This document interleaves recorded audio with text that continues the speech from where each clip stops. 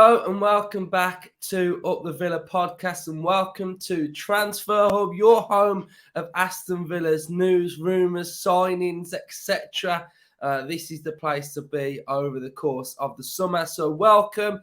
Aston Villa are linked again with Pau Torres, who would be an absolute unbelievable signing at centre-back for Aston Villa. The guy just oozes silky defensive vibes. He's absolutely amazing, and I got to see him firsthand at the Villarreal friendly, and albeit it was a friendly, he looked class. It looked like when the ball got to his feet, everything just slowed down, and he just had the amount of time that he wanted to just pick his passes and ping them around, and he looked really good. But he's a brilliant centre-back. Like I say, he oozes silky passing vibes. He's just tremendous on the ball. His vision is great. His awareness is great. He reads the game brilliantly. Defensively, he's strong. So he would bring a lot to Aston Villa's back line if Pau Torres comes in. The rumour is coming from the local press in Spain, in and around Villarreal, which is generally very reliable. So we also know that Unai Emery is a big fan of Pau Torres. He was a defender when he won the Europa League with Villarreal. So he also doesn't need any convincing on Emery's style. But it comes down to apparently us and Juventus. So two big clubs, two giants that are going to be playing in the Europa Conference. So it's not like they've got something that we haven't got. We're both playing in the conference. So let's see who he picks. Hopefully it's Villa. So what I wanted to have a look at as well before we got into Pau Torres' player profile is, the role that he would come into play, because we know we've got three very good centre-backs: Konsa, Mings and Carlos. Some of you might be thinking, well, why do we need four? Hopefully, I can help you. My general vibe is this: if a centre-back signs for Aston Villa in this window, it means that we are going to play with three centre-backs in our team. That's the way I see it going if we sign a centre-back. If we sign a right-back who is generally more athletic, strong, then I think we'll see a more sort of out-and-out right-back coming in. So say like a Dumfries comes in, who's strong, powerful, complete unit, then he could go at right-back. But first of all, I wanted to talk about the way in which certain sides are setting up with their centre-backs this season. And there are two teams for me that have been absolutely fantastic, and they are Man City and Brighton. So if we have a look at how Man City have been setting up without the ball. So without the ball, Man City have been setting up something similar to this. So they're playing with a 4-1-4-1. So that's Man City without the ball. So when Man City don't have the ball, they settle down into a back four. When Man City do have the ball, we're seeing John Stones, who I've got to say has been absolutely sublime this season. Absolutely sublime. Man City shift to a 3-2-4-1. So you can see that the new role of certain defenders is becoming a more of a hybrid role. So it's all about having less defenders and more players in attacking / midfield areas. If we go to Brighton, so Brighton have been playing with a 2 at the back. So it's ended up looking like a sort of a reverse 4-4-2. So what's been happening for Brighton is you've got Duncan Webster, who's sitting as their centre-backs. You've got full-backs who go and support a midfield 2 of McAllister and Caicedo. And then you've got a Matoma and a Gross supporting the two strikers. So in essence, Brighton play with a reverse 4-4-2 with two boxes in their side. So they've got a defensive box and an attacking box. Most teams play with just one box. Aston Villa are doing something similar, but to not an extreme level at this moment in time. What we're seeing is we are seeing our left back go further forward, but we're sort of playing it safe. We're sort of playing it slightly safe.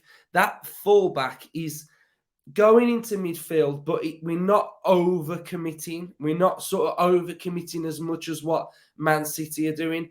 But here's the thing of where I see us maybe shifting and changing to the three centre backs, because we're currently playing here with a cash at the minute because Ashley Young has left. So what we could possibly start to do is what we saw against Wolves, is play a centre back here.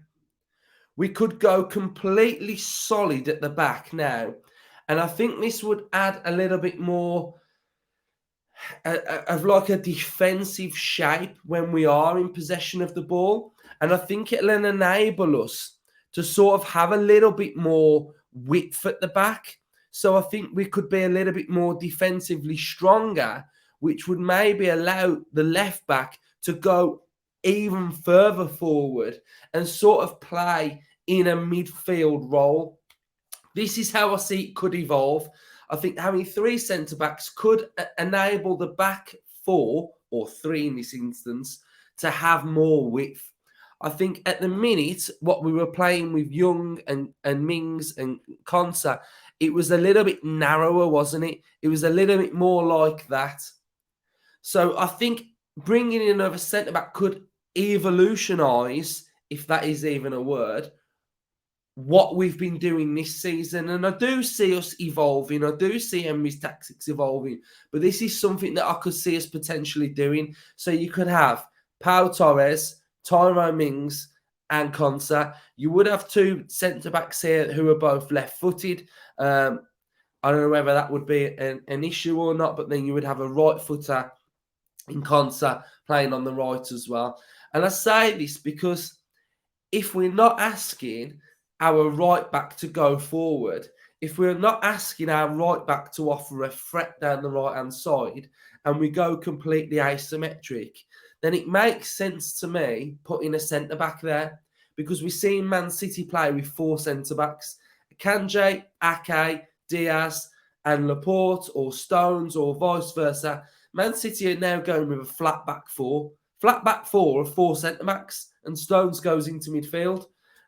So I think that's what we sort of seen a shift of. We have also got Cash. So if we do decide to keep Cash, then he can offer at times, if we need to be a bit more versatile, he could offer the times where if we want the right to push up a little bit, he could do that role. So I think that would enable us to be a little bit more versatile. And maybe this is something that bringing in a Pau Torres is going to do. So if we have a little look then at his player profile, I know we did a transfer hub on him before, but I guess it's nice to see how he's developed this season. So he's got a SOFA score rating of 7.04.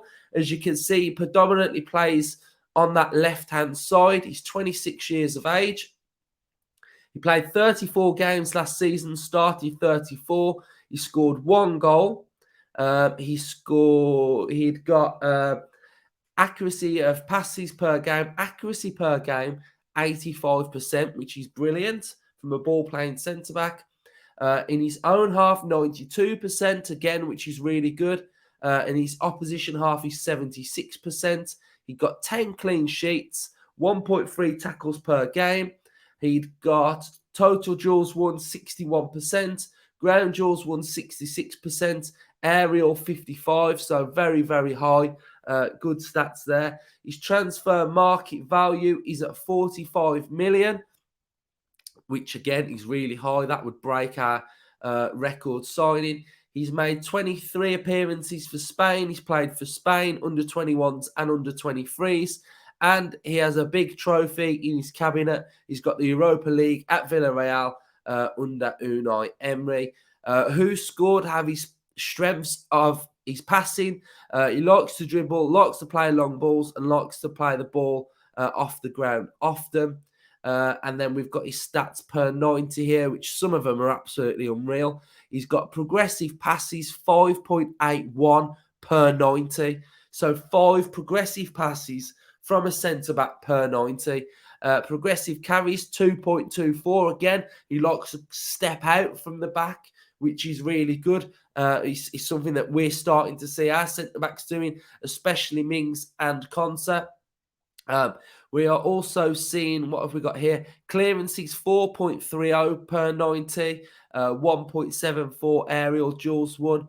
And he has also got any more good stats. Successful take-ons 0.77, which looks to be quite high as well.